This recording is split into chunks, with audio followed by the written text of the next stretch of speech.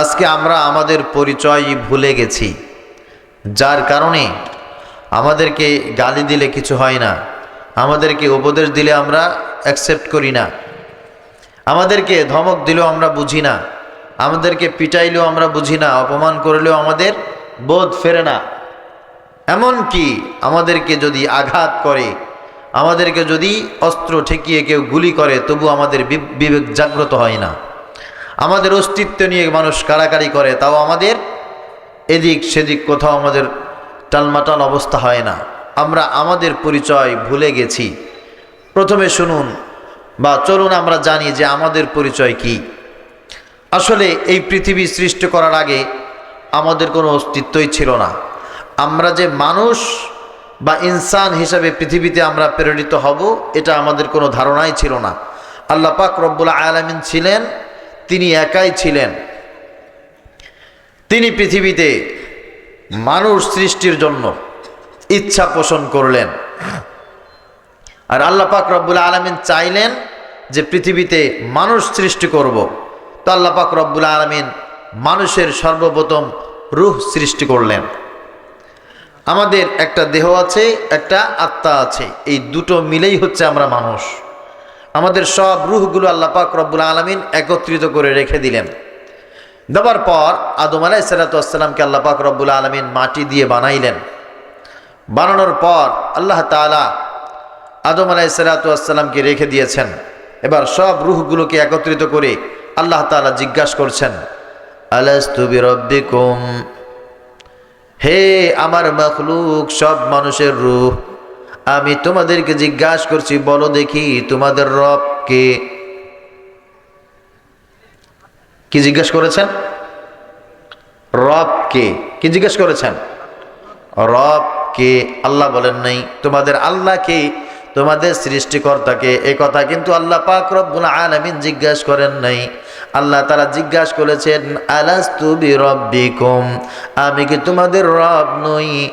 সব রূহ একত্রিত বলে উঠল, ক্বালু বালা, হ্যাঁ আল্লাহ, কেন নয়, কেন নয়, অবশ্যই অবশ্যই তুমি আমাদের রব। সুবহানাল্লাহ। আল্লাহ পাক রব্বুল আলামিন বললেন, যদি এটাই তোমরা ঘোষণা দিয়ে থাকো, আমি আল্লাহ তাআলা তোমাদেরকে এখান থেকে পৃথিবীতে প্রেরণ করব। কুল্লা হাবিতু মিনহা জামিআ ফাইম্মা ইয়াতিয়ান্নাকুম মিন্নী হুদান ফামান তাবিআ হুদায়া ফালা খাউফুন আলাইহিম ওয়ালা হুম ইয়াহজানুন। আল্লাহ বললেন, তোমাদের এই কথাটার পরীক্ষা দিতে হবে। তোমাদেরকে পৃথিবীতে আমি প্রেরণ করব, আর আমার তরফ থেকে একজন বার্তাবাহক তোমাদের কাছে গিয়ে ঠিক এই কথার বাস্তবায়ন চাইবে। তুমি যাকে রব হিসাবে স্বীকৃতি দিয়েছ, তাকে কি এখন তোমার কর্মজীবনে সব জায়গায় রব বলে মানো কিনা? যদি ওই সময় এই কথার সাক্ষ্য তোমরা দিতে পারো, ফালা খাউফুন আলাইহিম ওয়ালা হুম ইয়াহজানুন, তোমাদের কোনো ভয় নাই, তোমাদের কোনো চিন্তা নাই। আল্লাহ পাক রব্বুল আলামিনের কাছে রূহগুলো বলল, আল্লাহ আমরা রাজি আছি। আল্লাহ পাক রব্বুল আলামিন তখন বান্দাকে সৃষ্টি করার জন্য সব প্রস্তুতি তিনি গ্রহণ করলেন। আর আল্লাহ তাআলা কিন্তু সেটা মুহূর্তের ভিতরে পারেন, ঠিক কিনা বলেন? ইন্নামা আমরুহু ইযা আরাদা শাইআন আন ইয়াকুলা লাহু কুন ফায়াকুন। সূরা ইয়াসিনের ভিতরে আল্লাহ পাক রব্বুল আলামিন বলেন, যখন আমি কোনো কিছু সৃষ্টি করার ইচ্ছা পোষণ করি, আমি শুধু বলি কুন হও ফায়াকুন, সেটা সঙ্গে সঙ্গে হয়ে যায়। আল্লাহু আকবার। বান্দাকে আমি ঠিক এমনিভাবে সৃষ্টি করলাম, বান্দাকে পৃথিবীতে প্রেরণ করার জন্য আমি আল্লাহ তাআলা পূর্ণাঙ্গ সব কিছু তৈরি করলাম। হুয়াল্লাযী ইউসাউযিরুকুম ফিল আরহামি কাইফা ইয়াশা লা ইলাহা ইল্লা হুয়াল আজিজুল হাকীম। কার কথা? আল্লাহ বলেন, আমি মাতৃগর্ভের ভিতরে সবাইকে প্রেরণ করেছি। ওখানে বসে আমি আল্লাহ তাআলা কাউকে নারী বানিয়েছি, কাউকে পুরুষ বানিয়েছি, আবার কাউকে আমি বোকা বানিয়েছি, কাউকে আমি বুদ্ধিমান করেছি, কাউকে আমি করেছি সবল, কাউকে করেছি দুর্বল। ওখানে বসে সমস্ত পৃথিবীর একজন মানুষের সঙ্গে আর একজন মানুষের চেহারার হুবহু কাউকে আমি মিল রাখি নাই। একজন মানুষের সঙ্গে আর একজন মানুষের হাতের ছাপের কোনো মিল রাখি নাই। একজন মানুষের চোখের সঙ্গে আর একজন মানুষের চোখের 100% কোনো মিল রাখি নাই। 1 কোটি মানুষ যদি থাকে, 1 কোটি মানুষের কণ্ঠস্বরকে আমি আল্লাহ তাআলা আলাদা করেছি। সব কিছুকে আমি নিজে পরিবর্তন করে মাতৃগর্ভের ভিতরে দিয়ে সাজায়া ওখান থেকে পৃথিবীতে প্রেরণ করেছি।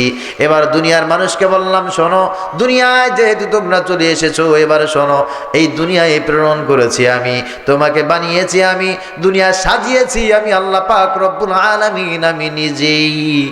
এখন কিভাবে দুনিয়ায় থাকলে পরে শান্তিতে থাকবা, দুনিয়ায় থাকলে পরে কিভাবে তোমার অশান্তি তৈরি হবে, এই দুনিয়ার কোন লিমিট ক্রস করলে তুমি বিপদগামী হবে, আর কোন সীমাবদ্ধের ভিতরে থাকলে তুমি আরামায়েশে থাকতে পারবা, এটা বলে দেওয়ার কেবলমাত্র দায়িত্ব কার?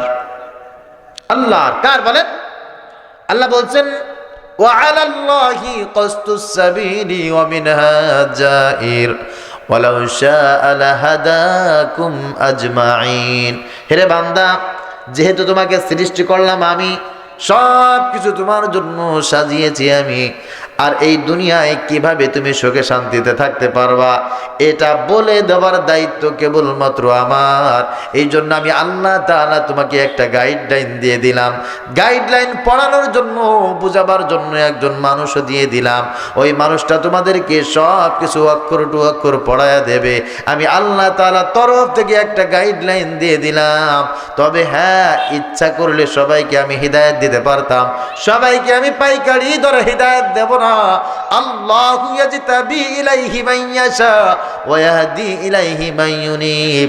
তোমাদের ভিতরে থেকে যে ব্যক্তি আমার কাছে চাইবে, আল্লাহ আমাকে ভালো বানায়া দাও, আমি ভালো করতে চাই, আমি ভালো থাকতে চাই, আমি ভালো পথে চলতে চাই, আমি আল্লাহ তাআলা তাকে ভালো পথে রাখবো, ভালো পথের পথ দেখাবো। দেখানোর পর ওই ব্যক্তিকে আমি সুখে শান্তিতে রাখবো। তাই ছাড়া দুনিয়ার কোনো মানুষ লিমিট ক্রস করলেই ব্যক্তি শান্তি পাবে। আল্লাহ পাক রব্বুল আলামিন বলেন, মানুষকে যেহেতু আমি বানিয়েছি, মানুষের সমস্যা কোথায় একজনে জানেন। কে? কথা বলেন না, কে? এই পৃথিবীর ভিতরে এক একটা জিনিস এক একজন মানুষ তৈরি করেছে। রেডিও আবিষ্কার করেছে মাদাম পিয়েরে কুরি। এই যে বাল্ব দেখতেছেন, এটা আবিষ্কার করেছে নিউটন।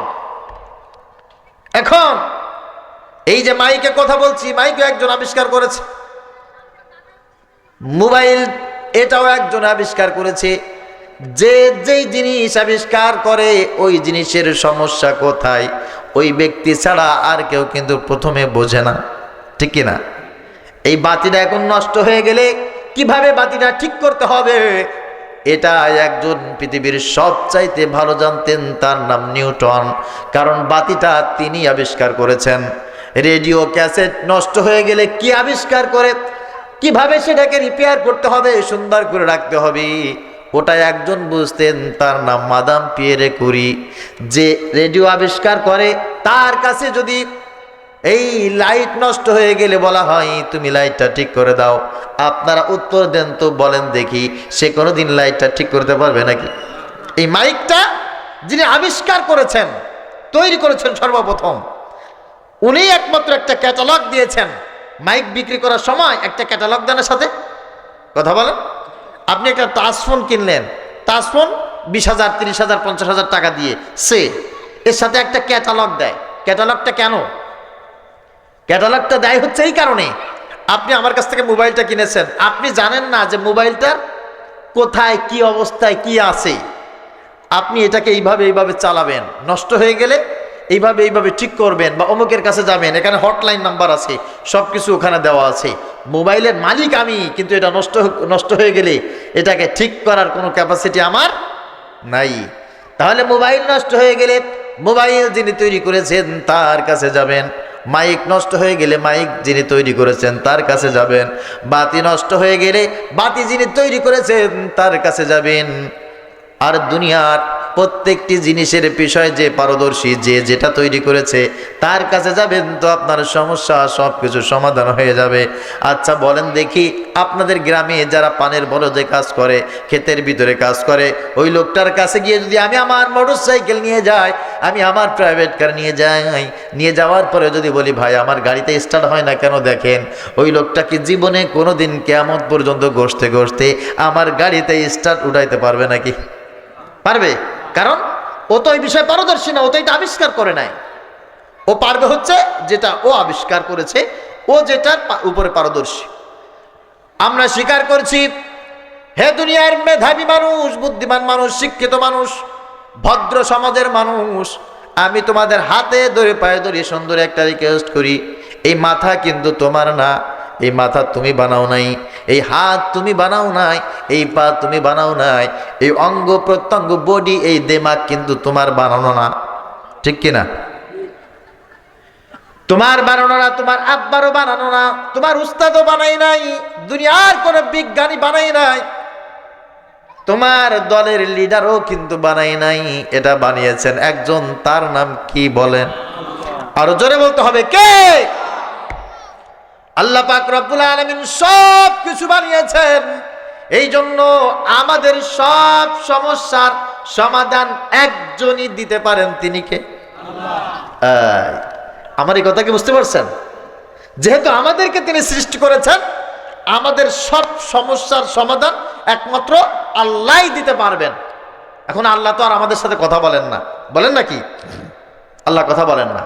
আল্লাহ পাক রব্বুল আলামিন বলেন, তিলকার রুসুলু ফাদ্দালনা বা'দাহুম আলা বা'দ ওয়া লাকাদ বা'আথনা ফী কুল্লি উম্মাতির রাসূলা আন ই'বুদুল্লাহা ওয়াজতানিবুত তাগুত। 3 নম্বর পারার শুরুতে আল্লাহ পাক রব্বুল আলামিন বলেন, এই দুনিয়ায় আমি অসংখ্য রাসূল প্রেরণ করেছি। আবার সূরা নাহলের ভিতরে আল্লাহ পাক রব্বুল আলামিন বলেন, আমি পৃথিবীতে অসংখ্য রাসূল প্রেরণ করেছি, তাদেরকে একটা দায়িত্ব আর একটা কাজ দিয়ে পৃথিবীতে প্রেরণ করেছি, তা হচ্ছে, হে দুনিয়ার মানুষ, যদি শান্তি চাও খারাপ কাজ ত্যাগ করো, তাগুতকে অস্বীকার করো, আল্লাহ পাক রব্বুল আলামিনের হুকুম মেনে নাও। যেই রব তোমাকে সৃষ্টি করেছেন, ওই রব তোমাকে শান্তির পথ বাতলে দিয়েছেন। যদি রবের কথা শোনো তো, আল্লাহর কথা শোনো তো, তুমি শান্তিতে থাকবে ফিদ দুনিয়া ওয়াল আখিরা। আর রবের কথা যদি তুমি না শোনো, অশান্তি জীবনে কোনোদিন কোথা থেকে বের হবে না। কথা বুঝতে পেরেছেন? এখন আপনি আমি তো শান্তি চাই। এই পৃথিবীতে এমন একজন মানুষ পাবেন না যারা শান্তি চায় না। একজন মানুষ আছে? কথা বলেন। একজন মানুষ পাবেন না যারা শান্তি চায় না। এখানে যারা আছেন সবাই শান্তি চায়। একজন হিন্দু, একজন খ্রিস্টান, একজন বৌদ্ধ, একজন মুসলিম, একজন ইমানদার, একজন নারী, একজন পুরুষ, ছোট বলেন বা মধ্যবয়সী বলেন বা বৃদ্ধ বয়সের বলেন, সবাই কিন্তু শান্তি চায়। কেউ পৃথিবীতে অশান্তি চায় না। বলে কারণটা কি? কারণটা হলো, অশান্তি পেলে কি হবে? আমার তো জীবনের একটা শেষ সময় আছে, সেই শেষ সময়টা আমার ভালো হবে না। এই জন্য আমরা সবাই মিলে শান্তি চাই। শান্তির জন্য মানুষ অনেক কিছু করে, অনেক কিছু করে। যেমন আমাদের দেশে যারা হিন্দু আছে, সকালবেলা সূর্যকে পূজা করে, সন্ধ্যা হয়ে গেলে আবার সেই সূর্যকে আবার পূজা করে, সূর্যের কাছে মাথাটা নত করে দিয়ে বলে, অনাদি মধ্যান্তম অনন্ত বীর্যং অনন্ত বাহুম শশী সূর্য নেত্রম পশ্যামিতাং দীপ্ত হুতাশ বকদ্রং ইস্তাবজে সা সম সমপ্নুষি তত হসি সর্ব। হিন্দুরা শান্তি চায় বিধায় সূর্যের কাছে মাথা নত করে বলে, হে ভগবান, এই সূর্য দেখছি বিশাল সূর্য, আবার একটু অস্তামিত হওয়ার পরে বিশাল একটা চন্দ্র উদিত হবে। চন্দ্র আর সূর্য যেন তোমার চোখের নাই, সীমাহীন তোমার বাহু, বিশাল তোমার শক্তি, তোমার শক্তির কাছে আমি মাথা নত করেছি, দয়া করে আমাকে শান্তির পথ দেখাও, অশান্তির ভিতরে আমি যেতে চাই না। ঠিক কিনা বলেন?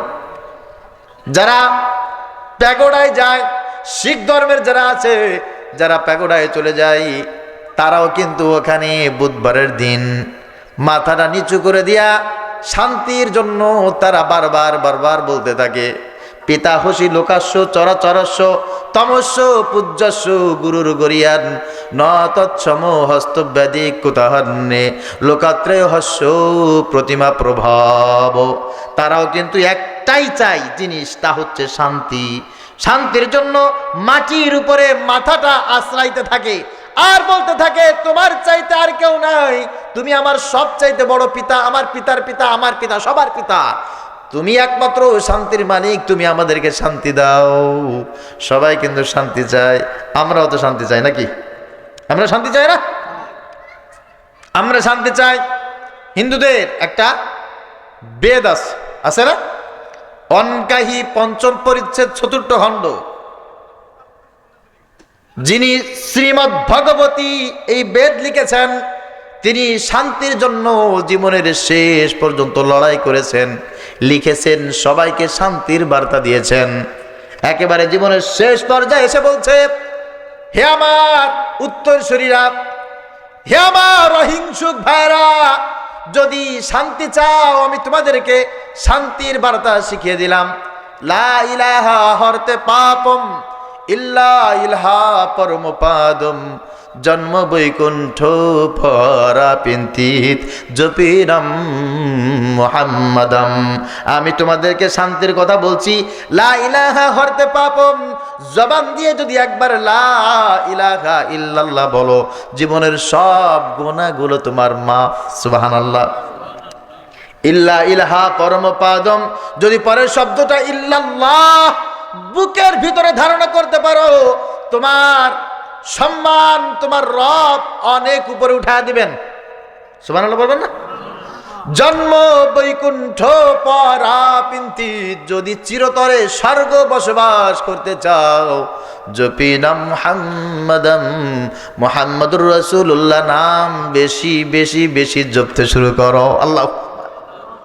প্রিয় ভাইরা আমার এই কথাগুলো বলার উদ্দেশ্য হচ্ছে, হিন্দুরা তাদের মতো চাইলো, বৌদ্ধরা তাদের মতো চাইলো, খ্রিস্টানরা তাদের মতো করে চাইলো, অনেক কবি সাহিত্যিকরা শান্তির জন্য সাহিত্য লিখতে লিখতে লিখতে লিখতে দুনিয়াকে ভরে ফেলে দিয়েছে।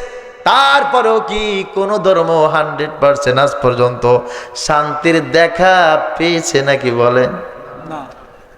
নাথিং, নাথিং, পাই নাই। পৃথিবীতে একটা এলাকা দেখাইতে পারবেন, একটা রাষ্ট্র দেখাইতে পারবেন যেখানে তারা শান্তি প্রতিষ্ঠা করে ফেলেছে, অশান্তির কোনো সয়লাভ সেখানে নাই? দেখাইতে পারবেন না, পারবেন না দেখাইতে। এবার চলে আসুন, আল্লাহ পাক রব্বুল আলামিন আমাদেরকে বলছেন, হে দুনিয়ার মানুষ, তোমাদেরকে বলছি শান্তি আমার কাছে। সুবহানাল্লাহ বলেন। আল্লাহ পাক রব্বুল আলামিন বলছেন, ইন্নাদ-দীনা ইনদাল্লাহিল ইসলাম। শোনো, জীবন বিধান হিসাবে শান্তির জন্য একমাত্র জীবন বিধান আমি আল্লাহ পাক রব্বুল আলামিন নিজেই দিয়েছি, সেটার নাম ইসলাম। সুবহানাল্লাহ। Islam is the complete code of life. ইসলাম কেবলমাত্র একটা ধর্ম নয়, ইসলাম কেবলমাত্র একটা সংগঠন নয়, ইসলাম কেবলমাত্র কিছু নিয়ম কানুন দৃষ্টির ভিতরে নয়, ইসলাম এমন একটা জীবন বিধান যেটার ভিতরে একবার পা ঢুকাইলি ওইটার ভিতরে নাই এমন কিছু আমি রাখি নাই। সুবহানাল্লাহ। আপনি বৌদ্ধদেরকে যদি জিজ্ঞাসা করেন যে তুমি যদি মেম্বার হও, চেয়ারম্যান হও, তাহলে তুমি কিভাবে ইউনিয়ন পরিষদ চালাইবা, কিভাবে তোমার রাষ্ট্র পরিচালনা করবা, তোমার ধর্মগ্রন্থ থেকে বলে দাও, বাতলে দাও, পারবে না। হিন্দুদেরকে বলবেন, পারবে না, কারণ তাদের ধর্মগ্রন্থের ভিতরে মুসলিমেও কিছু সমস্যা বা সমাধানের কথা উল্লেখ থাকলেও জাগতিক সকল সমস্যার সমাধান তাদের কিতাবের ভিতরে নাই। অন্যান্য যত কিতাব আছে কোনো কিতাবের ভিতরে নাই। আচ্ছা বলেন দেখি, কোরআনুল কারীমের ভিতরে নাই এমন কোন জিনিস আছে? আমি এই কথা একজনকে বলার পরে সে বলতেছে, হুজুর এটা কেমন কথা বললেন, আপনারা ইসলামী দল করেন সেই জন্য আপনারা আপনাদের পক্ষে সব নিয়ে যাবেন। তো আমি আপনাকে একটা কথা জিজ্ঞাসা করি। আমি হ্যাঁ বলেন তো। সেই সময়ের কথা, মাইন্ড করেন না কেউ। আমাকে বলতেছে যে স্বপন দাসের মোবাইল নাম্বার কোরআন শরীফের ভিতরে আছে। আমি বলছি হ্যাঁ, স্বপন দাসের মোবাইল নাম্বার কোরআন শরীফের ভিতরে আছে। সুবহানাল্লাহ। এটা কেমন কথা? আমাকে হ্যাঁ হ্যাঁ আছে তো। বলে কোথায় দেখান তো। আমি তখন আমাদের রানিং মেম্বারের ফোন দিছি, ফোন দিয়ে বলতেছি স্বপন দাসের মোবাইল নাম্বারটা দাও তো। তখন দিছে, আমি উঠাই দিছি, ভাই বলে ভাই নেন। বলে এটা তো কোরআন শরীফের ভিতরে না, এটা তো অমুকের কাছে আছে, তোমাদের মেম্বারের কাছে আছে। তখন আমি বললাম কোরআন শরীফের কাছে জিজ্ঞাসা করেছি, কোরআন আমাকে এটা বলছে ফাসআলু আহলা যিকরি ইন কুনতুম লা তা'লামুন, তোমার যেই বিষয় জানা দরকার ওই বিষয়ে যে পারদর্শী তার কাছে জিজ্ঞাসা করো, তুমি সমাধান পেয়ে যাবে। সুবহানাল্লাহ। আমার যে তার কাছে এই বিষয়ে জিজ্ঞাসা করতে হবে কোরআন আমাকে বলে দিয়েছে। আমার মা অসুস্থ, আমার বাবা অসুস্থ, এখন আমি কার কাছে নিয়ে যাব? এটা কোরআনে আছে না নাই? কথা বলেন। আমার মায়ের মাথায় সমস্যা, তাহলে ব্রেনের ডাক্তার যে আছে, কোরআন বলছে যে যে বিষয় পারদর্শী তার কাছে গিয়ে তুমি সেই বিষয়ের সমাধান নাও। মাথার যে বিশেষজ্ঞ, আমি তার কাছে গেছি, কোরআন সমাধান দিয়ে দিয়েছে। এইবার এই পৃথিবীতে মানুষের বিবাহ বন্ধনে আবদ্ধ হওয়ার যে নিয়ম কানুন বিষয়, এই বিষয়টা কে সৃষ্টি করেছেন? সবাই আমার কথা বুঝবেন, আমি গতানুগতিক কানে হাত দিয়ে কোনো ওয়াজ করার জন্য, বাড়ির মানুষ তো আপনারা, আমার এলাকার মানুষ, আপনাদের কাছে আমি বসি নাই, আমি তা পারিও না। আমার কথার উত্তর দিবেন। বিবাহ বন্ধনে আবদ্ধ হওয়ার পর স্ত্রী সন্তান একসাথে মিলেমিশে বসবাস করার এই যে নিয়ম কানুন শৃঙ্খলা বিষয় সাবজেক্ট, এইটা কে সৃষ্টি করেছেন? আল্লাহ সৃষ্টি করেছেন।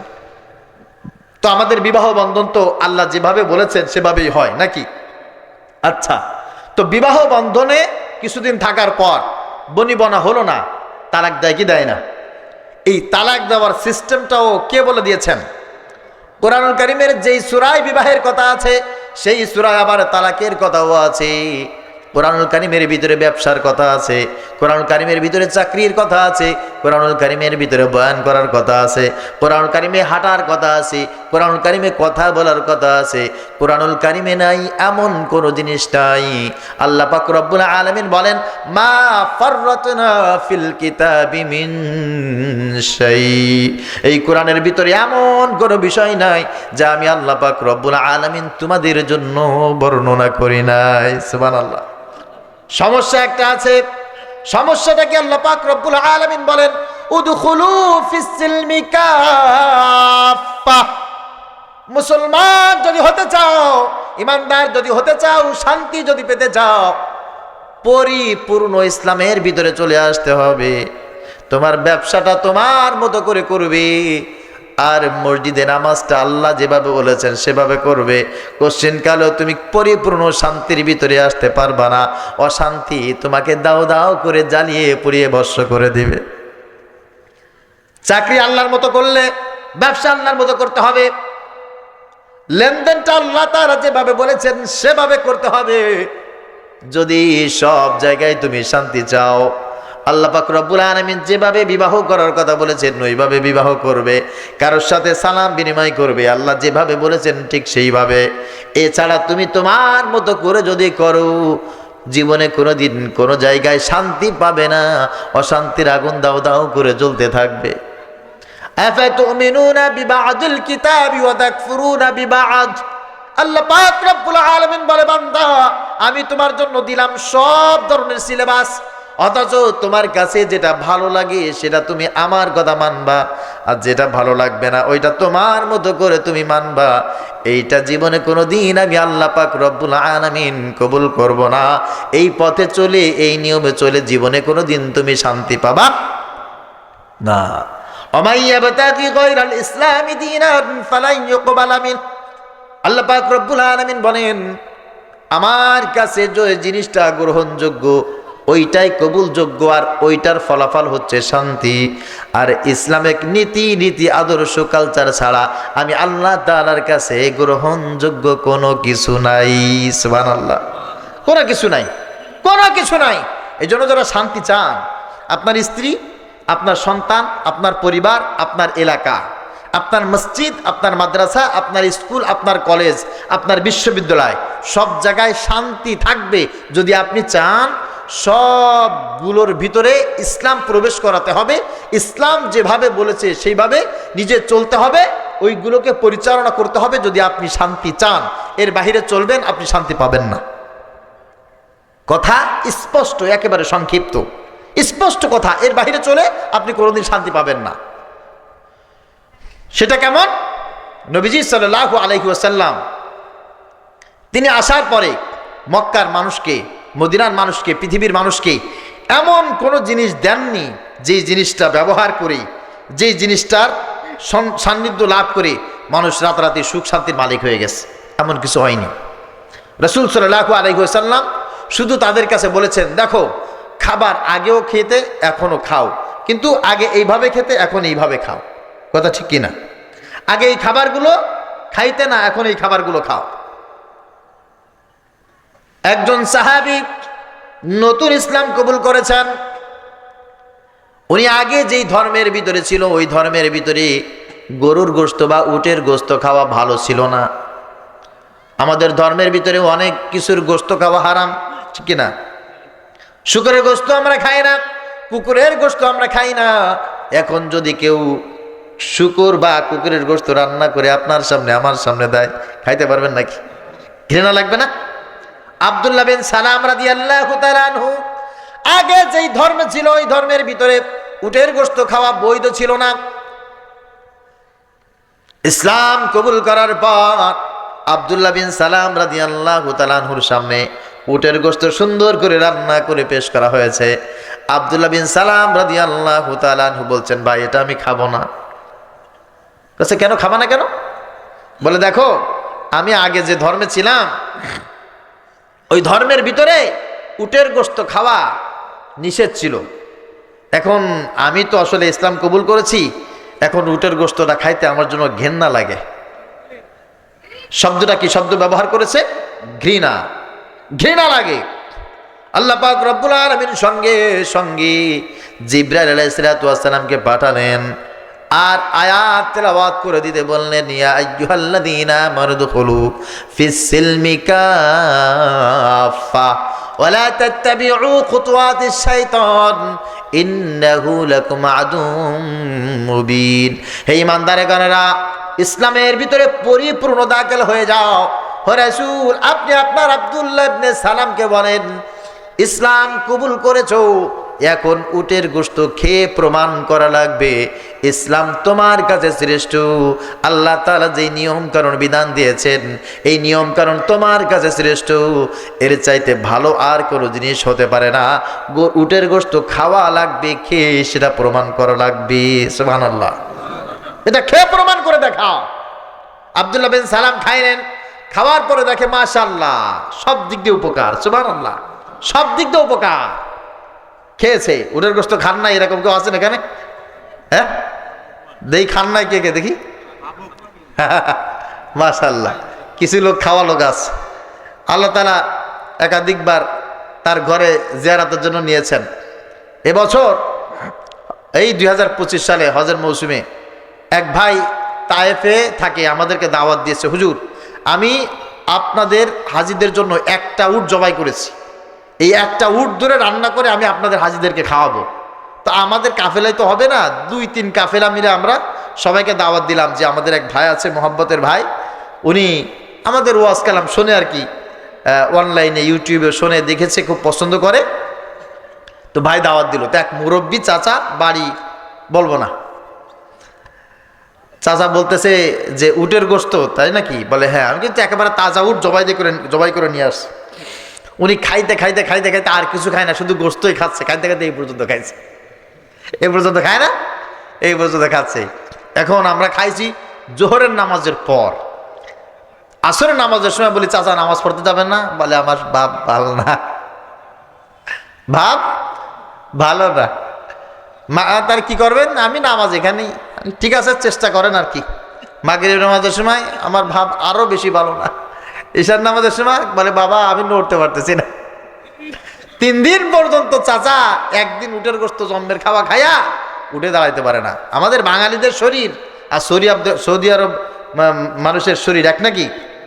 এই দেশের মানুষ, এই যে আপনারা গল্প দেন 1 কেজি 2 কেজি গরুর গোশ খাইয়া ফেলাই দেই, আপনারা যে গল্প দেন 1 কেজি মানে 5 কেজি গরুর গোশ খায়া হজম করা সম্ভব, 1 কেজি উটের গোশত খায়া নড়তে পারবেন না। আল্লাহ পাক রব্বুল আলামিন সেই পরিমাণ প্রোটিন শক্তি উটের গোশতের ভিতরে দিয়ে রেখেছেন। সুবহানাল্লাহ। আর আল্লাহ তাআলা যেটা আমাদের জন্য কল্যাণ করেছেন সেটা তুমি অপছন্দ করবা, হতেই পারে না। লিমা তুহাররিমু মা আহাল্লাল্লাহু লাক, আল্লাহ বলছেন যে জিনিসটা আমি হালাল করেছি এটা হারাম করার অধিকার পৃথিবীর কোনো মানুষের নাই। সুবহানাল্লাহ। এই জন্য আল্লাহ তাআলা আমাদের শান্তির জন্য যে নিয়ম কানুন ফর্মুলা দিয়েছেন, এই নিয়ম কানুন ফর্মুলার বাহিরে গিয়ে পৃথিবীর সব মানুষ যদি ওং শান্তি ওং শান্তি ওং শান্তি বলতে বলতে রক্ত বমিও করে, চোখ দিয়ে কান দিয়ে নাক দিয়ে যদি রক্ত বের হতে থাকে, কিয়ামত পর্যন্ত কোনোদিন শান্তি আসবে না। শান্তি পেতে হলে শুধুমাত্র একমাত্র কমপ্লিটলি সারেন্ডার টু অলমাইটি আল্লাহ, আল্লাহর কাছে সবকিছু বাদ দিয়ে সারেন্ডার করতে হবে, তবে আল্লাহ পাক রব্বুল আলামিন জমিনে শান্তি নাযিল করবে।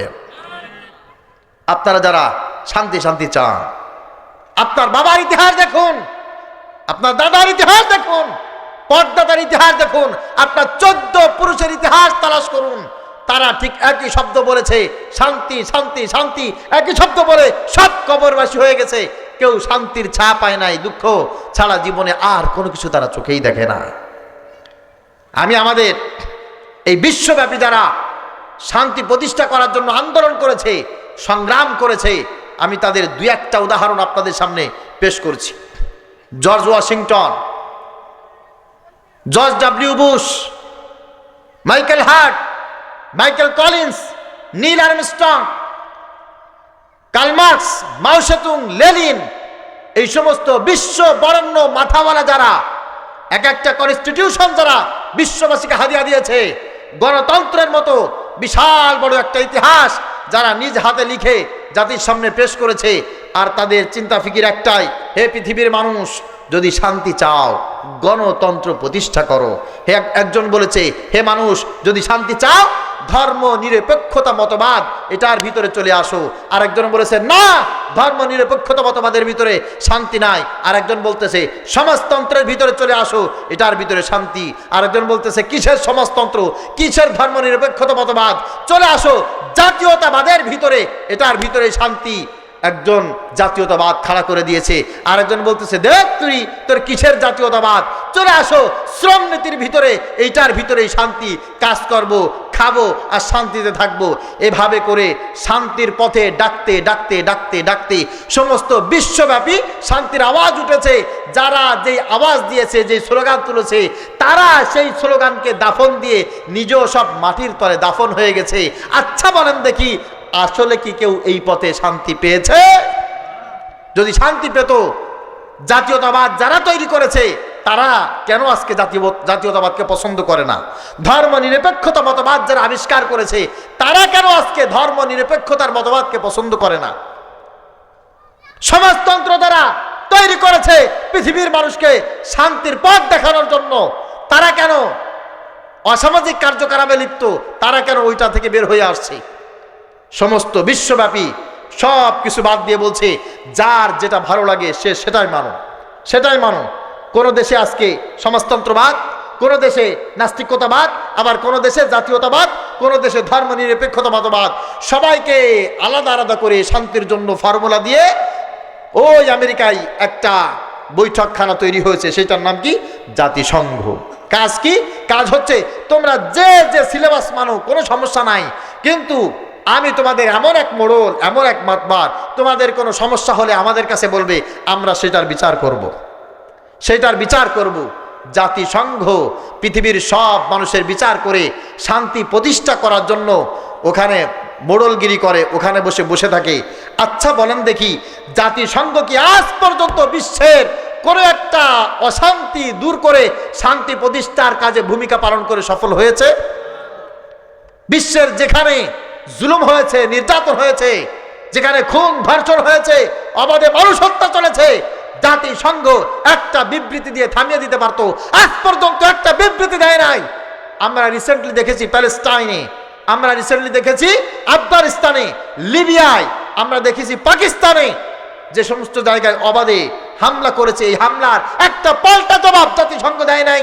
আর একটা হামলা থামিয়ে মানুষ হত্যা বন্ধ করবে এরকম শান্তির কোনো স্লোগান জাতিসংঘ তুলতে পারে না। এজন্য শান্তি পৃথিবীর সব ধর্ম তন্ত্র মন্ত্রের কাছে ফেল হয়ে গেছে। শান্তি শেষ অবস্থান ছিল জাতিসংঘের কাছে, সেটাও ফেল। ঠিক কিনা বলেন? এবার চলে আসুন, আমরা আমাদের এই বাংলাদেশে বসবাস করি। 71 সালের আগে বলবো না, 71 সাল থেকে শুরু করি। 71 সালে ক্ষমতা আসলো বঙ্গবন্ধু শেখ মুজিবুর রহমান। মুজিবুর রহমান কি চেয়েছিল এদেশের মানুষ অশান্তিতে থাক? কথা বলেন। বঙ্গবন্ধু শেখ মুজিবুর রহমান বিশাল বড় স্লোগান দিল। আমি সেই স্লোগানের দিকে যাচ্ছি না, একটা মাত্র স্লোগান, আমি যেভাবেই হোক বাংলার মানুষকে শান্তি প্রতিষ্ঠা করেই ছাড়ব। বঙ্গবন্ধু শেখ মুজিবুর রহমান তার ওই শান্তির কথা বলতে বলতে বলতে বলতে মাটির তলে নিবে একেবারে শেষ হয়ে গেছে। শান্তি প্রতিষ্ঠিত হয়েছে। শেখ মুজিবুর রহমানের পরে তাজউদ্দিন আহমদ বলল যে শান্তি প্রতিষ্ঠায় আমি কাজ করব, পেরেছে? কথা বলেন। বিচারপতি আব্দুল সত্তার বলল না, শান্তি আমি প্রতিষ্ঠা করব আমার থিওরি দিয়ে, আমার শাসন দিয়ে। বলেন দেখি বিচারপতি আব্দুল সত্তার শান্তি প্রতিষ্ঠা করতে পেরেছে? মেজর জিয়া বলছে না, শান্তি প্রতিষ্ঠায় আমাকে লাগবে, আমাকে লাগবে, নতুন করে আমি জাতীয়তাবাদ প্রতিষ্ঠা করব।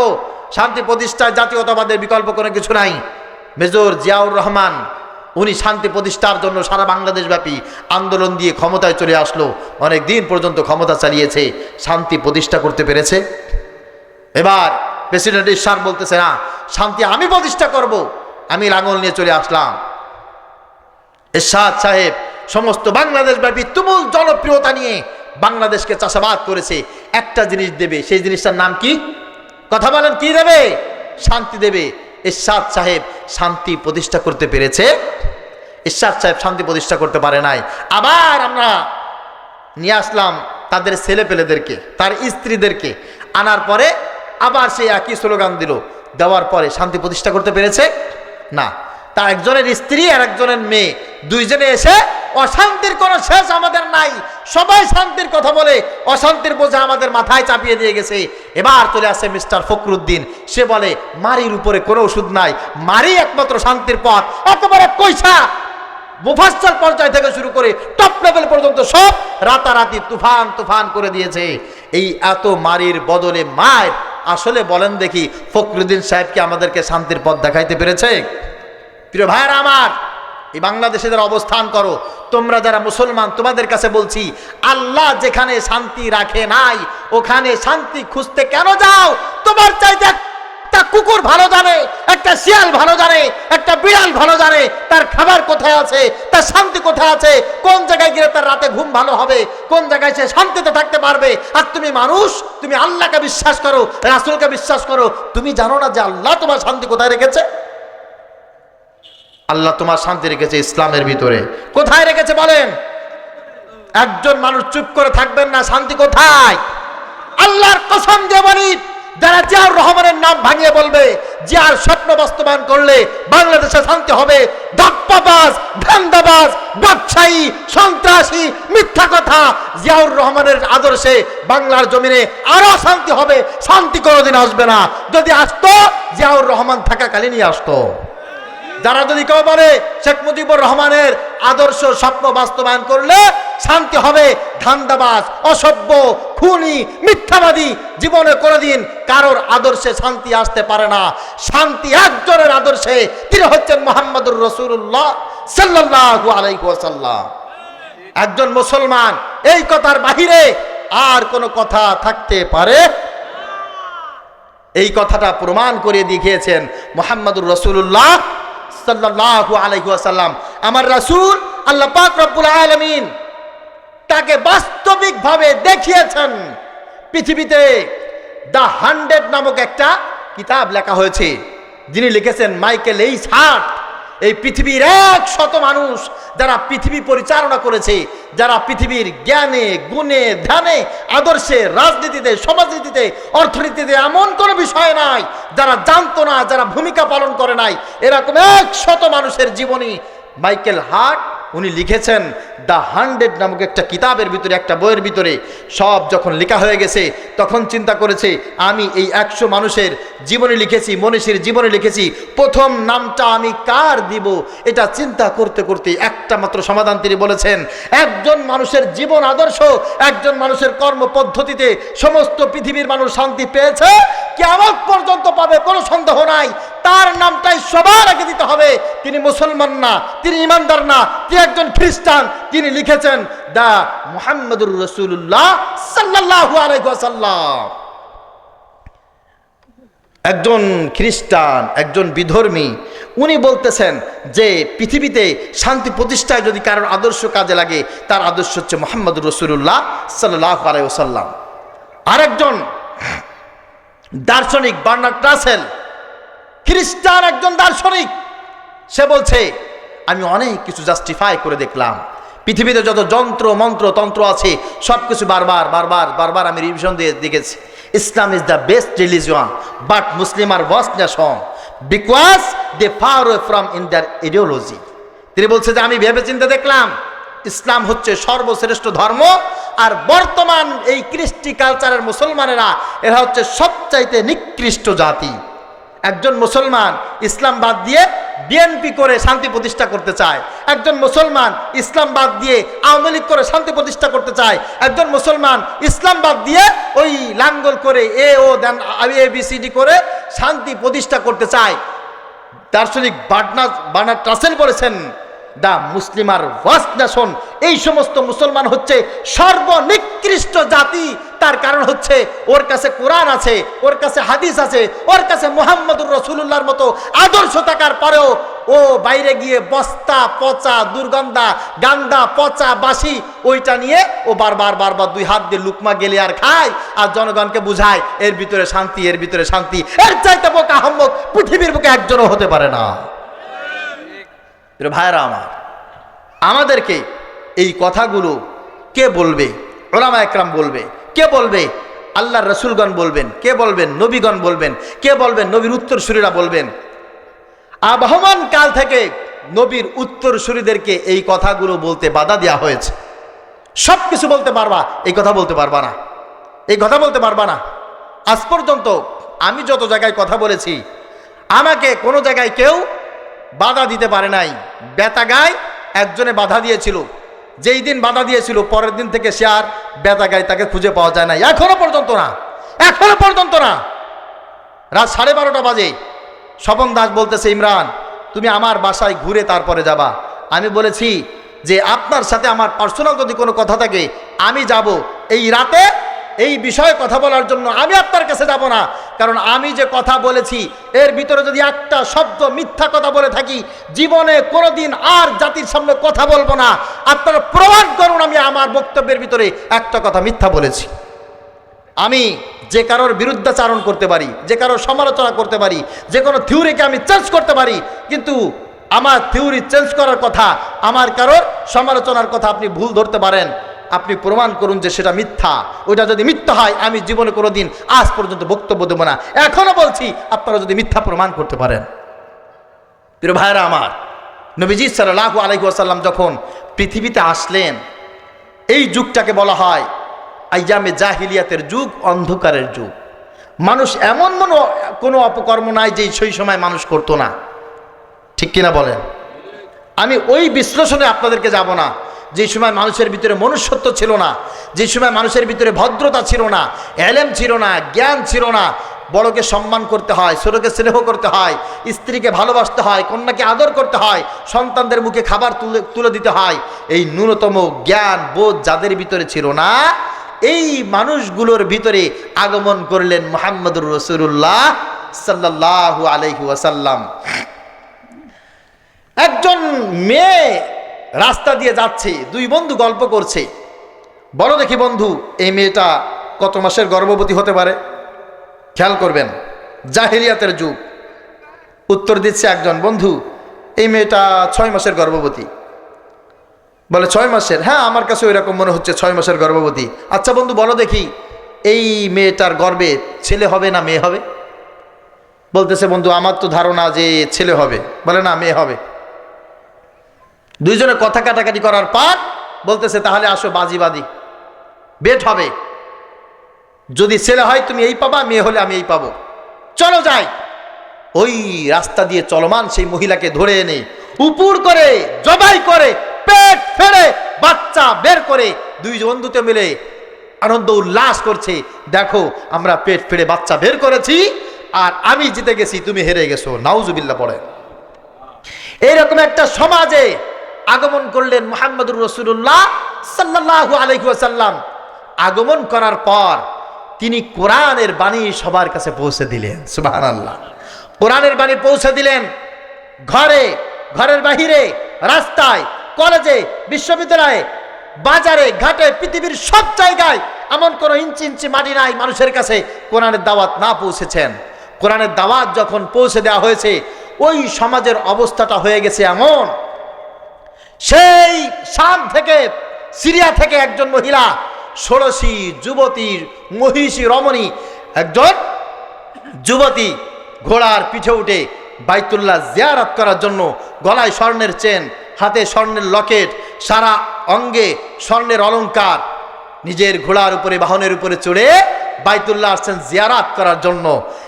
শত শত মাইল, শত শত কিলোমিটার মনের আনন্দে উৎফুল্ল চিত্তে ঘোড়া চালিয়ে বাইতুল্লাহ জিয়ারত করে আবার গন্তব্যে ফিরে গেছে। মাঝখানে একটা যুবক এমন ছিল না যে জিজ্ঞাসা করবে আমার বোন, আমার মা রাস্তায় কি হয়েছে, ইফটিজিং করার মতো, তাকে কথা বলার মতো, তাকে ডিস্টার্ব করার মতো একটা লোক তৈরি হয় নাই।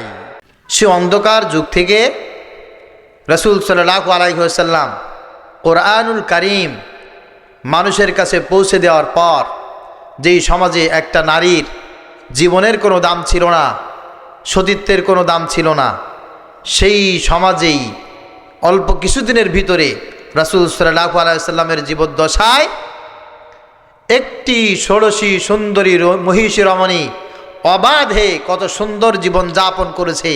তাদের জীবন যাপনে দাররা পরিমাণ কোনো সমস্যা হয় নাই। আচ্ছা বলেন দেখি, এই গ্যারান্টিটা কে দিয়েছে?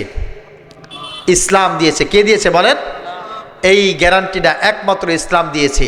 যেই সময় মানুষের ভিতরে ন্যায় নীতি আদর্শ বলতে কোনো কিছু ছিল না, মানুষ খুন করতে, ধর্ষণ করতে, মানুষকে ঠকাইতে ডানে বামে কোথাও তাকাইতো না, সেই সময় হযরত ওমর রাদিয়াল্লাহু তাআলা আনহুর সময় এমন একটা কাহিনী আপনারা সকলে জানেন। রাতের বেলা হযরত ওমর এলাকা ঘুরে ঘুরে ঘুরে ঘুরে দেখছে আমার এলাকার অবস্থাটা কি। তখন দেখছে এক মেয়ে তার মায়ের সাথে কথা বলছে, মা তুমি এই দুধের ভিতরে কেন পানি দিচ্ছ? বলে দুধের ভিতরে পানি না দিলে আমাদের তো লস হয়ে যাবে, আমরা তো অল্প দুধ বিক্রি করে বেশি লাভ করতে পারবো না। তখন বলছে, মা তুমি জানো না খলিফা বলে দিয়েছে যে খাদ্যে যদি কেউ ভেজাল দেয় তার মৃত্যুদণ্ড হবে।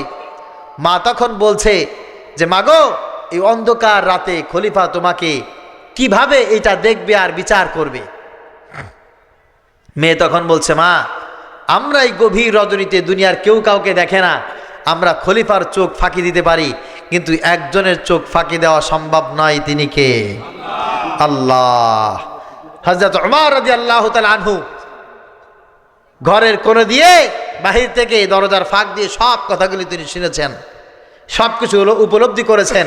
তিনি মনে মনে শান্তি পেয়েছেন আর তিনি বলেছেন যে ইসলাম মানুষকে এমন একটা জায়গায় নিয়ে গেছে, অন্ধকার রাতে দুধের ভিতরে পানি দেবে এতটুকু পর্যন্ত ভেজাল দেওয়া মানুষ পছন্দ করে না।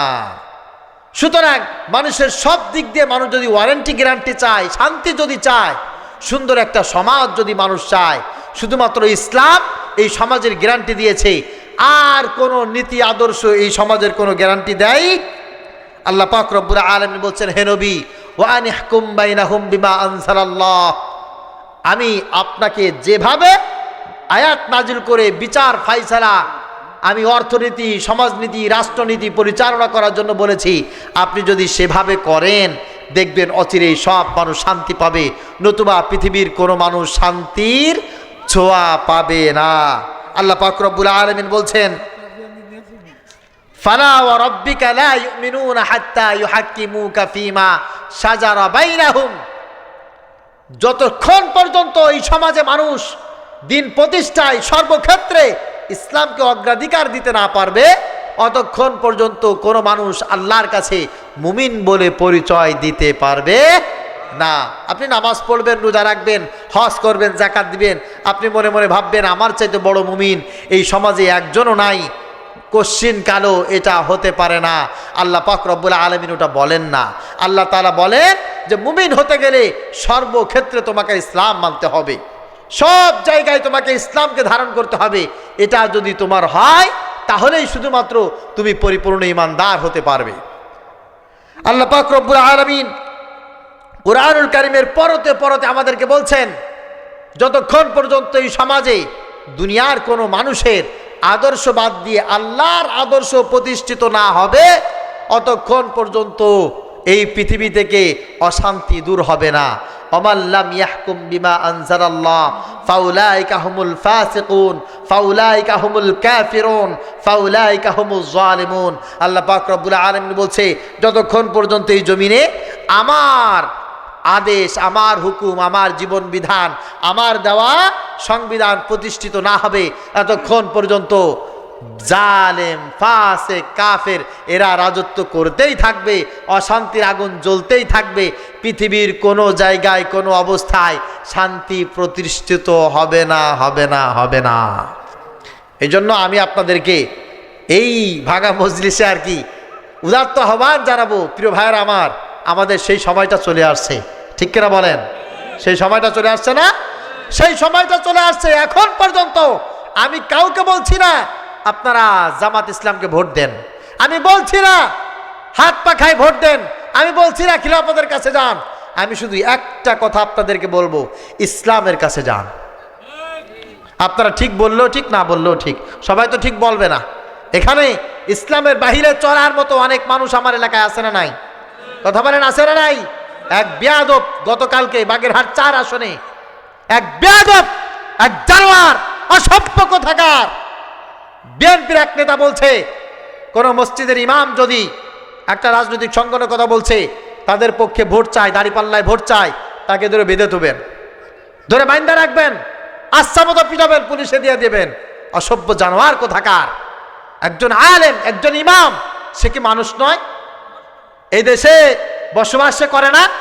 তোমার তা খেয়ে লেখাপড়া করেছে সে তোমার বাবার জানাজা পড়াইতে যায়, সে তুমি মরলে তার হাতে ধরবা, পায়ে ধরবা জানাজা পড়ানোর জন্য, সে মানুষের কাছে ভোট চাইলে তোমার কি? কে কথা বলে না? তুমি কিটা? তুমি কিটা? চুপ করো, চুপ করো, তুমি কিটা? হ্যাঁ, ওই জায়গায় বসো, ওই জায়গায় বসো, ওই জায়গায় বসো, ওই জায়গায় বসো, এই জায়গায় বসো, কথা বলবো না, বসো, ওখানে বসো, একেবারে বসে, ওখানে বসে থাকো, ওখানে বসে থাকো। একজন আলেম, একজন মসজিদের ইমাম, একজন মসজিদের মুয়াজ্জিন, একজন মাদ্রাসার শিক্ষক কোথায় ভোট দেবে, কোথায় ভোট চাইবে আর না চাইবে, এটা কোন লিডার তার কাছে শুনে সেই বক্তব্য দিবে না, জাতির সামনে এই কথা বলবে না। আমি তোমার তা খেয়ে, কোন ইমাম তোমার বাড়ি লজিন থেকে তোমার বোর্ডিংয়ে খেয়ে সেই ব্যক্তি লেখাপড়া করেছে? কথা বলে না। মসজিদে মেহরাবের পাশে গিয়ে আমার পাশে দাঁড়িয়ে একদলের নেতা যদি দাঁড়িয়ে বলতে পারে, আমি অমুক মার্কায় দাঁড়িয়েছি, আমি চেয়ারম্যান নির্বাচন করব, আমি এমপি নির্বাচন করব, এইভাবে এই করবা, ও করবা, তা করবা, ভোট দিবা, কোনো মাহফিলের মঞ্চে এসে কোনো সভাপতি যদি এই বক্তব্য দিতে পারে, কোনো মসজিদে ইমাম কেন বলতে পারবে না? একটা কথা আপনাদেরকে বলে যায়, একটা কথা স্পষ্ট বলে যায়, ইসলামের বাহিরে যেই ব্যক্তি কথা বলবে, ওই ব্যক্তির সাথে কোনো মুসলমানের সম্পর্ক থাকতে পারে না, ওই ব্যক্তির সাথে কোনো মুসলমানের সম্পর্ক থাকতে পারে না। আগামী সময়ে ইসলামের সমাজ প্রতিষ্ঠিত হবে, কোনো সন্দেহ নাই। ইসলামের সমাজ প্রতিষ্ঠিত হবে। আমরা ইসলাম ছাড়া কিছু বুঝি না। আমরা এই দেশে শান্তি প্রতিষ্ঠা করতে চাই। শান্তি প্রতিষ্ঠার জন্য যারা যারা যে কাজ করেছে আমরা সবাইকে দেখেছি, এবার আমরা ইসলামকে দেখতে চাই, ঠিক কিনা বলেন? আমরা ইসলামকে দেখতে চাই। ওলামা একরাম সব এক কাতারে চলে আসে, সবার টার্গেট এখন ইসলাম, আমাদের টার্গেটও ইসলাম। ইসলামের বাহিরে আমাদের আর কোনো নেতা, আর কোনো আদর্শ, আর কোনো সংবিধান আমাদের দরকার হবে না ইনশাআল্লাহ, ঠিক কিনা বলেন? আল্লাহ পাক রব্বুল আলামিন আমাদেরকে উদাত্ত আহ্বান জানাচ্ছে, হে পৃথিবীর মানুষ, তোমাদেরকে বলছি আলিয়াউমা আকমালতু লাকুম দীনাকুম ওয়া আতমামতু আলাইকুম নি'মাতি ওয়া রাদিতু লাকুমুল ইসলাম দীনা। ইসলাম দিয়ে তোমাদেরকে আমি পরিপূর্ণ করে দিয়েছি, ইসলামকে দিয়ে সব কিছু কমপ্লিট করে দিয়েছি। ইসলামের ভিতরে নাই এমন কোনো নীতি, আদর্শ, কাজ কাম এই জমিনের ভিতরে একটাও নাই যা ইসলামের ভিতরে নাই, ঠিক কিনা বলেন?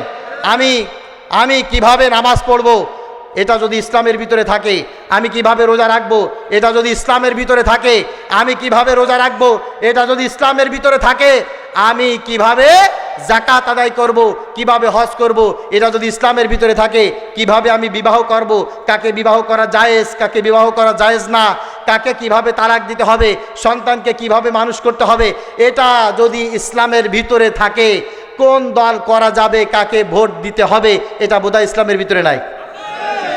আমার কথা বলছেন না? এটা বোধহয় ইসলামের ভিতরে নাই। কেন? তাহলে আমি নামাজ পড়তে হবে, এটা বললে যদি আপনাদের ভালো মানে মেজাজ খারাপ না হয়, রোজা রাখতে হবে, এটা বললে যদি আপনাদের মেজাজ খারাপ না হয়, যাকাত দিতে হবে, এটা বললে যদি আপনাদের মেজাজ খারাপ না হয়, তাহলে কোনো চাঁদাবাজ, কোনো সন্ত্রাসী, কোনো ধর্ষণকারী, অসভ্য করে জানোয়ারকে মেম্বার বানানো যাবে না, চেয়ারম্যান বানানো যাবে না, এমপি বানানো যাবে না, প্রধানমন্ত্রী বানানো যাবে না। এই কথা বললে কেন আপনাদের মেজাজ খারাপ হবে? এই কথা বললে কেন মেজাজ খারাপ হবে? হতেই পারে না। আগামীর সেই দিন আর কোনোদিন ফিরে আসবে না। বিশ্বাস করে মুসলমান, সামনে নামাজি মানুষ সংসদ ভবন চালাবে, নামাজি মানুষ মেম্বার হবে, নামাজি মানুষ চেয়ারম্যান হবে। যারা আমাদেরকে সমাজে নেতৃত্ব দেবে তাদের পিছনে আমরা আল্লাহু আকবার বলে নামাজের ইমামতি করব। রাজি আছেন তো সবাই ইনশাল্লাহ? রাজি আছেন তো ইনশাল্লাহ? মাদ্রাসা নিয়ে কেউ আর বিরক্তিকর কথা বলবে না, মসজিদ নিয়ে আর কেউ বিরক্তিকর কথা বলবে না, মাহফিলে এসে আর কেউ কাউন্টার দেবে না। যে কাউন্টার দিতে আসবে মাহফিলে, এই কথা বলা যাবে না, এই কথা বলা যাবে না, আপনারা আচ্ছা মতো তাদেরকে সাইজ করে দিবেন। এ মুসলমান, পারবেন না?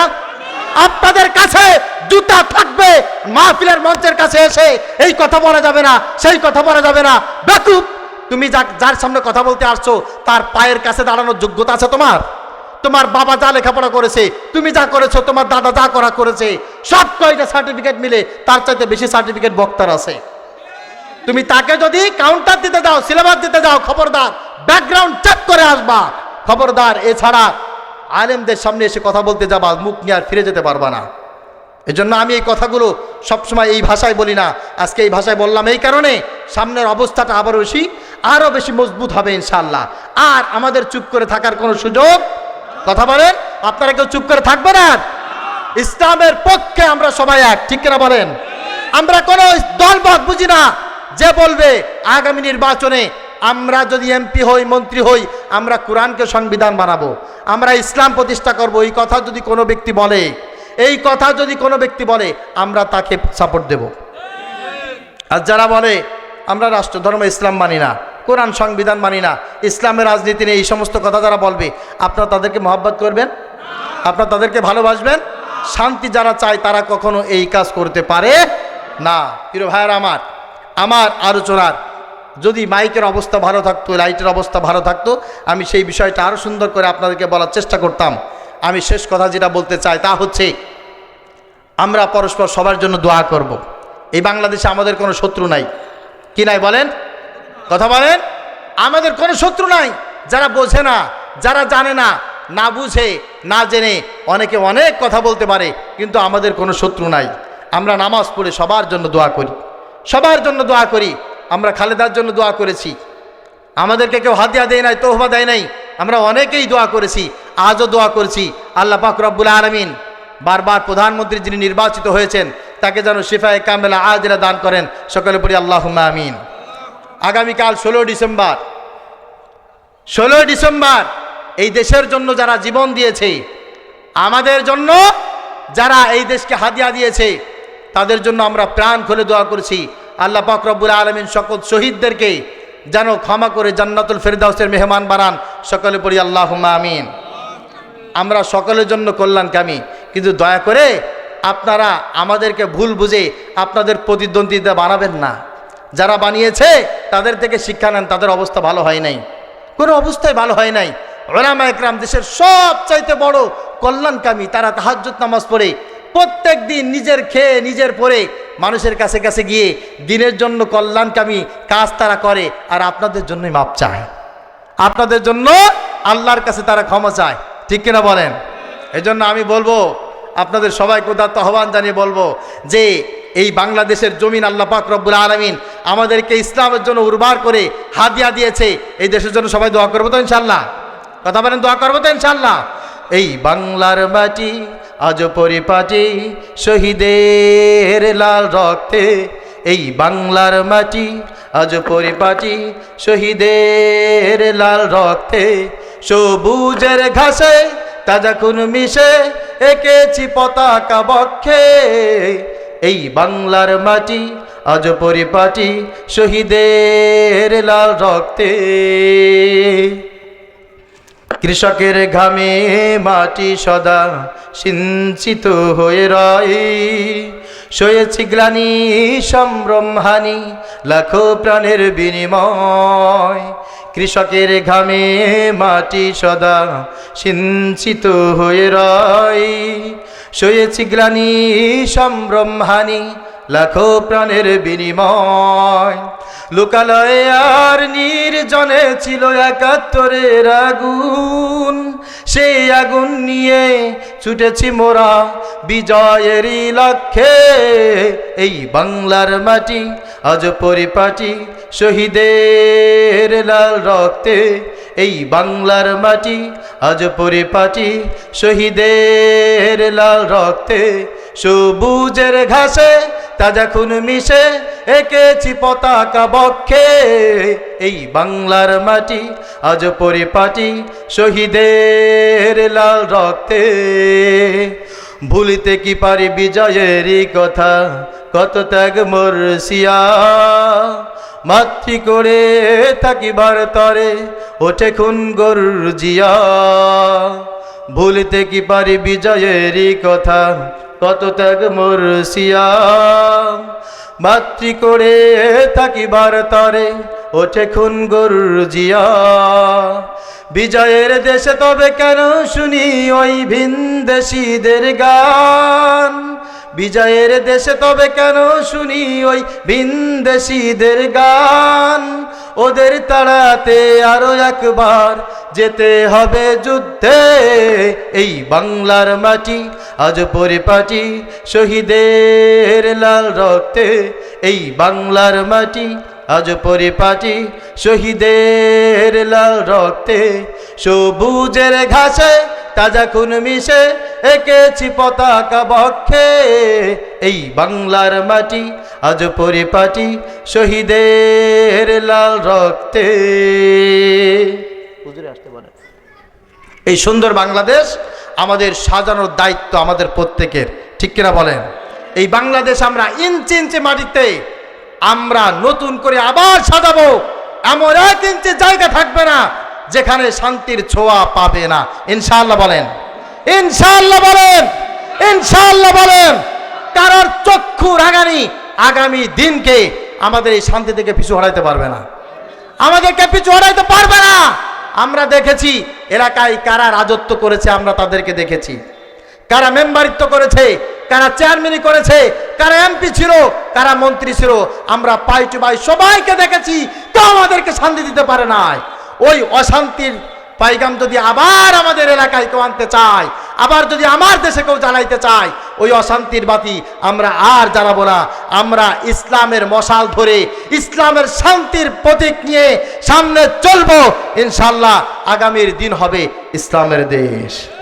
যখন নামাজ রক্ত হয়ে যাবে, নামাজ রক্ত যখন হয়ে যাবে, প্রাইমারি স্কুলের টিচার যিনি থাকবেন, হেডমাস্টার যিনি থাকবেন, জোহরের সময় হেডমাস্টার একজনকে বলবে আজান দিয়ে দাও।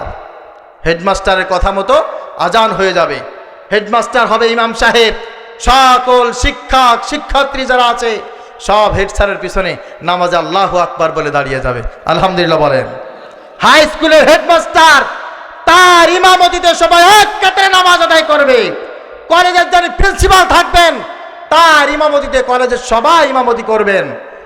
বিশ্ববিদ্যালয়ের ভাইস চ্যান্সেলর যিনি থাকবেন উনি ইমামতি করবেন।